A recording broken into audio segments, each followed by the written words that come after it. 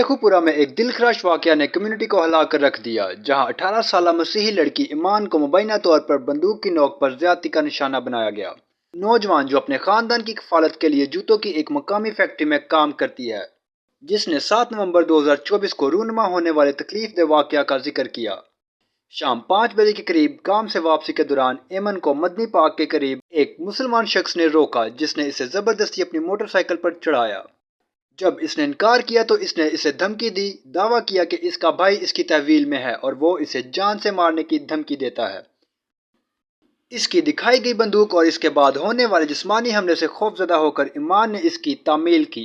इंसाफ के लिए ईमान की बेचैन इल्तिजा पंजाब पुलिस और वजीर आला पंजाब तक पहुंच गई, जिसने अपने खानदान के लिए फौरी कानूनी कार्रवाई और तहफ़्फ़ुज़ का मुतालबा किया। वाक़या की इतला सदर शेखुपुरा थाने को दी गई, जहां ताज़ीरात पाकिस्तान की दफ़ा 376 के तहत FIR दर्ज कर ली गई। ये अलमनाक केस शेखुपुरा में अक़लीती बरादरियों और ख़वातीन के खतरे की निशानदेही करता है, जो एहतसाब और हिफाजती इक़दामात की एक अहम ज़रूरत को उजागर करता है। मुकामी और मजहबी रहनुमाओं ने गम और गुस्से का इजहार करते हुए हुकाम से तहकीकात में तेज़ी लाने और इंसाफ की फराहमी को यकीनी बनाने की अपील की। मालूमात का काबिल एतमाद ज़रिया CRC। जुड़े रहें CRC के साथ।